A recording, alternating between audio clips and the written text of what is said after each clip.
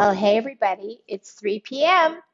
and it's time for dinner with Nanny Bubby. So happy to have you joining me. Today we are making marinated prime beef tenderloin for Mother's Day. So it's only Tuesday, and you're probably wondering why I am making it on Tuesday for Mother's Day. And that's because the secret to this dish is actually freezing it. Hey, Mom, is actually freezing it for a few days in the freezer and then defrosting it overnight in the refrigerator, and it turns out perfect every time. Hey, Doug Eisher, how are you? Nice to see you. Thank you all for joining us. Seems like everybody's coming in and everybody's finding us. Hey, Joy Gallo, you're back today. So happy to see you. I know you were here yesterday. That was great because I know you hadn't been here for a while. Hello, hello, everybody. So I have brought with me all my favorite tools. My new compost tool that my sister texted me the link for QVC, which has just been awesome. I've got my bag in there. So whatever we need to throw away, including these gloves, once I touch all the meat, will go right into there. Then the bag comes out into the garbage. Love this thing a lot. And we're going to go ahead and see. We've got about 8 people here now, so I think we can get started.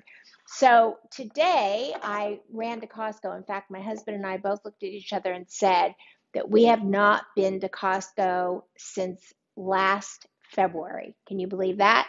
In March, we just at the very end of February, we had gotten everything we needed. Nobody was talking about COVID or Corona, hey, Teresa, or the pandemic or anything. So about the last week in February, we went and stocked up on the things we always stock up on, which is one big roll of the toilet paper. This was before people were hoarding the toilet paper. It was just time for us to buy it. So we did the paper towels and, Tide or whatever else, Perrier, whatever else we always get. And then boom, like none of us expected, everything was shut down. Hey, Tani, so happy to have you here. So anyway, we have not been back. We ordered Instacart a few times to get a few of the things that we needed throughout the year. And we went back today.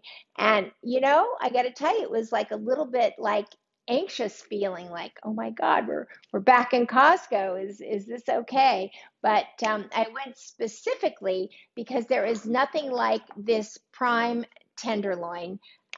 This is about 4 3/4 pounds of prime tenderloin, and this is what I'm going to use to make our Mother's Day dish. And just as an aside, the story I told yesterday about carrying this frozen beef tenderloin on a plane from Las Vegas to St. Louis for my dear friend's 40th birthday. This was the size frozen that I took on that airplane. That was, of course, pre 9/11. But anyway, I get the biggest kick out of thinking about how I flew across country with this tenderloin frozen. So it ended up just perfect. So let's get started. The first thing we're going to do, let me tip you over and let me show you this full tenderloin here. Oh my goodness, there we go. Okay, so we're going to start. I have blotted it with paper towels already, so it's nice and dry. That really, really helps absorb all of the flavorings. And so we're going to take salt and, of course, we'll turn it over and salt the other side, then pepper it, and then turn it back. So salt again. This is kosher salt. Best thing about kosher salt is it really doesn't make anything salty. There's just a warmth of flavor that it brings out. It is just perfect. And then we're going to take some pepper and sprinkle that on very easily. There we go. And then we're going to turn it over and pepper the other side. And that's it. We're almost out of this pepper. So since we're dealing with the holiday, I'm going to be grinding my own pepper here real soon again. And I think I am just going to take this and sprinkle it out. There we go. All on. There we go. And then just a little bit more salt, since when we turned it over, it tends to fall off. Okay, so that's all. Now I'm going to take my gloves, take them off. So I'm not going to be picking, well, I am going to be picking up that meat again, come to think of it, to put it in the bag. But anyway, I think I can do it. Hey, Susan, nice to see you. Susan Foreman is here. Alan Porton is here. Nice to see you as well.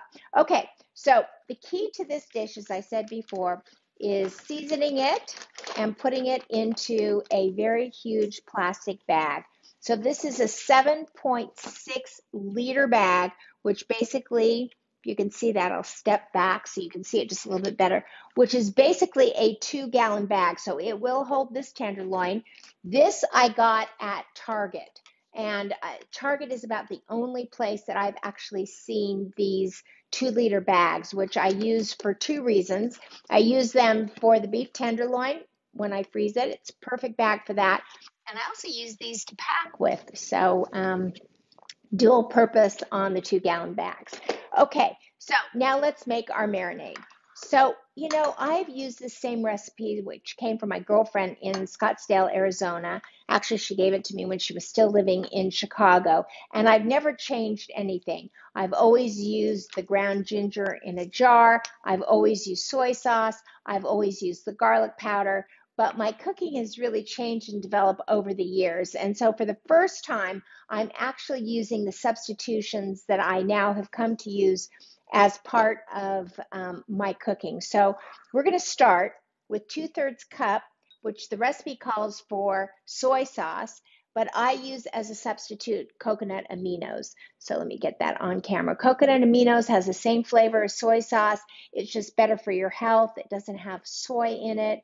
This is fermented and it's really quite delicious. So we're going to pour in 2/3 cup of coconut aminos or soy sauce. And when I post the recipe, I am going to post the original recipe, but you can make these substitutions if you like along the way. And 2 tablespoons of sugar. Instead, I'm going to use maple syrup because maple syrup is actually much healthier than white cane sugar. So 1 and 2.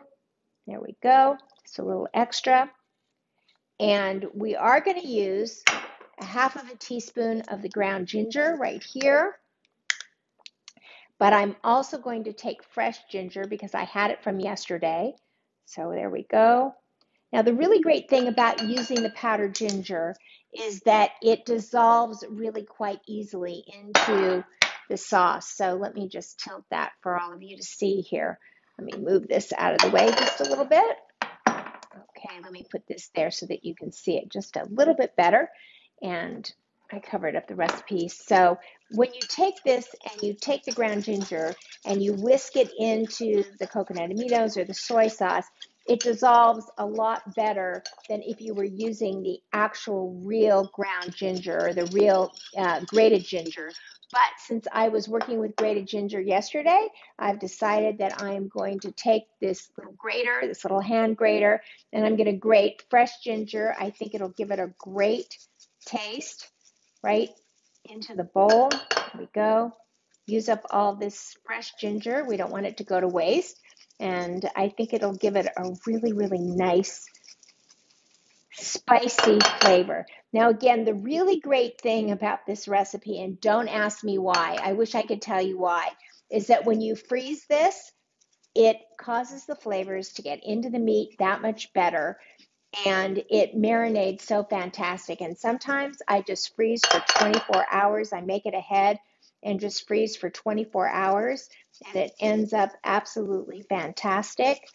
But in this case, we're going to freeze for 4 or 5 days, which is the nice part about making this early like this. Okay, here we go. I'm always afraid that my fingers are going to grate, and they probably will at some point. But so far, every time I look up, I'm like, oh my gosh, are my fingers going to go? Am I getting close to my fingers? So I think that is enough. We're getting very, very close to the fingers. Okay, all in. And now we're going to take garlic and do the same thing because this does call for a 1/2 teaspoon of garlic powder. Now, one of the reasons I was such a bad cook when my kids were growing up is because the only seasonings I had in the house was garlic powder and garlic salt. And so everything I seasoned tasted exactly the same. So one of the things that I did when I actually started to really cook and really experiment and and learned from my cooking is I stopped buying garlic powder. There you go. And I started using real flavors. So instead of garlic powder in this, I am going to use this ground garlic. And there goes my finger. And I think I might just lay it on there. There we go. That is beautiful. And if I had a garlic mincer that squeezes out, you know, Yotam Ottolenghi actually talks about always using a garlic mincer. He says good chefs never use them. Let's see. Sue Rainish says that same thing happens with brisket.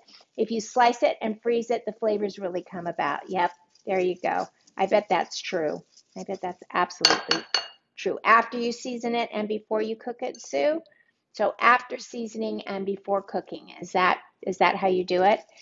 Okay, so here goes the garlic. Getting too close to the fingers. I'm going to actually stick that garlic on there just for freezing. I'll take it out before I cook it.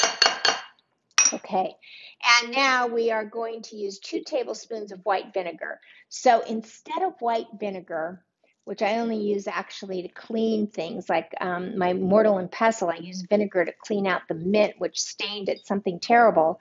But instead of white vinegar, I decided what I'm going to use is this Hatch chili vinegar, which is from Temecula Olive Oil Company. So cook, slice, freeze. Okay, so she cooks her brisket first, then slices it, then freezes it. Yep, there you go. Okay, so I freeze mine before cooking.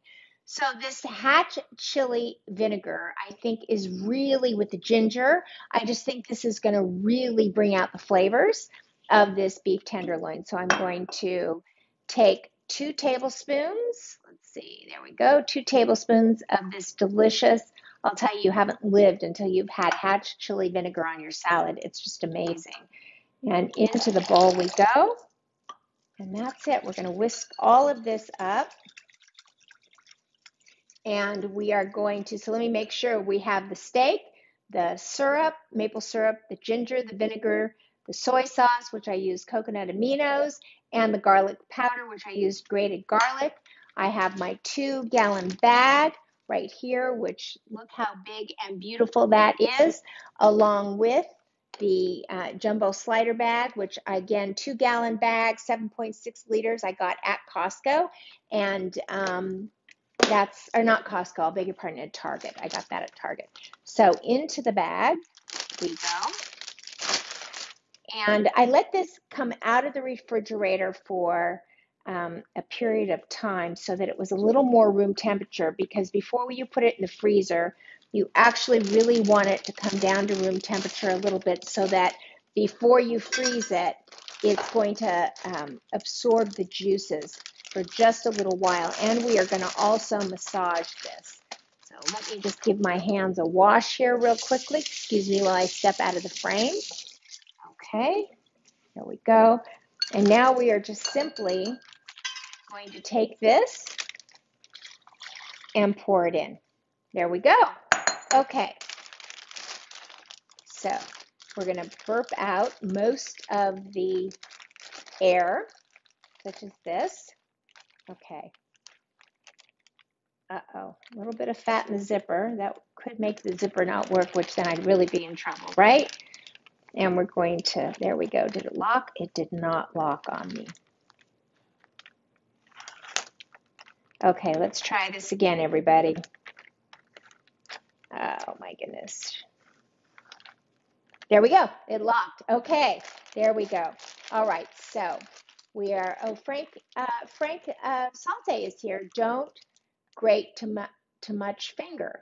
It changes the flavor. Yes, don't grate to your finger. It, I'm sure, changes the flavor quite a bit. My goodness. I wasn't sure what you were saying there for a minute, Frank, but thank you very much. All right, so we're just going to take this. I hope you can see it. Let me get this vinegar out of the way. Let me move the camera back just a little bit as we're going to massage this up just a little bit, taking it, making sure. And then when we put this into the freezer, yep, and Sue Rainish says that she is watching. So there we go. Teresa is watching. I love it that all of you have shown up today. It's so great. And then we're just going to take this and turn it the other way Now, what I find is that when this is in the freezer, so I will, of course, lay it down flat like this, and this bag is just so perfect. And I'm going to leave this out now just for a little while. Hi, Laura Grau. Thanks for being here. Nice to have you. So glad to have you here. We're going to just take this and we're going to leave it out, let it get just to a little more of a room temperature so that there's not too much chill to it, so that it can absorb the flavors. And then we're going to take it and put it in the freezer. Now, here's the trick to this. You want to start to put it in the freezer, and in about 2 hours, when the marinade starts getting icy, then you're going to flip it over so that some of that marinade stays at the bottom, some flips over and gets into the top, right back into the freezer, and then you have yourself a thoroughly marinated flank steak, which is absolutely fantastic. And I do not hesitate. I think maybe I could put this into another bag, or I could put it right into this platter right here and freeze it in this, and then take it out of the platter once it's frozen. It's just amazing. And so, like I said, there is something about freezing the tenderloin into the marinade that just absorbs the flavor. And I think the Hatch chili vinegar from Temecula Olive Oil Company is just a fantastic flavor that is just going to emanate right out of this. I think for Mother's Day, I'm putting together my menu. I think we're going to do a spinach salad with blueberries and strawberries, and I think there's just a few other things that would be great into that salad, and then probably a pasta. And I think that throwing this on the grill and letting it cook is going to be just a really easy thing to do for me anyway. And I'm kind of looking for easy because I hurt my back. So kind of a funny story if you want to know, just because I like to always be real with you guys. But Tom and I went back to the gym. We used to go to the gym every day before the shutdown a year ago. And of course, we stopped going for more than a year. We started back, I think, in March at some point. And, you know, it is amazing that after a year, how weak we were compared to when we left. And I mean, God, I couldn't believe that the level of weight that I was lifting before I left and what I lift now is like, oh my God. But yesterday I got in there and I was feeling so good. It was like, oh my God, I built up. I'm feeling so good.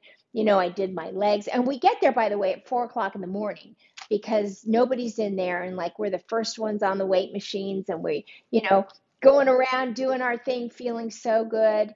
And yesterday I went, oh my God, I'm so strong again now. Here I go. And I just got on those weight machines and I was like plugging the pin in, and I was, you know, lifting and, you know, doing everything that a person needed to do to like get these arms back. You know, I've always had the best arms in the last year, not the best arms, doing everything. And we left the gym, and we were only there for an hour. So we left at 5 before everybody starts coming in. And anyway, I said to my husband, I go, Tom, I'm back. I feel so good. This was the best workout I've had in forever. This was great. We're back. He goes, yeah. He goes, my workout was really good too. I wake up this morning and it has been like a knife in my back. It was so bad. The pain was so bad that I could not even inhale. It felt like a hey, Sue Plattner, good to have you here, and Sue Mendorf too. Hey guys, how are you? It felt like a knife, and it was in like my shoulder blade. And every time I inhaled, I would go, oh, like I couldn't even stop myself from moaning. So anyway, 2 leaves later and a chiropractic appointment, and like exasperatingly groaning in the chiropractic appointment. I mean, I'm sure everybody in the waiting room ran for the hills, like wondering what the hell he was doing to me. But anyway, it actually is somewhat better, and at least I can inhale and not. Yeah, that's right, Sue Mendorf. At least I can inhale and not feel like piercing pain. So the fact that this was a very quick recipe today, actually served me very well. I couldn't even go to Costco by myself to pick it up. I had to get my husband to go with me just to kind of pick up. I just wasn't sure what I was going to be facing. But anyway, I'm actually feeling a lot better. And I'm going to thank all of you for joining me. Did you notice how we posted the recipe yesterday after the show? And it was a great idea that my amazing intern Megan came up with of how to post ingredients, and then the directions would be watching the video. So if you saw that yesterday, give me a thumbs up if you liked how we did that. I thought it was genius on her part to have figured that out. And I'm going to sign off so I can go grab a heating pad and an ice, whatever you call that, an ice bag, and do both like my chiropractor told me to, and I'll be back for a longer time tomorrow. So that's it, everybody. On the count of three, everybody together. 1, 2, 3, go out and spread love like butter. Bye, everybody. Thanks for joining me.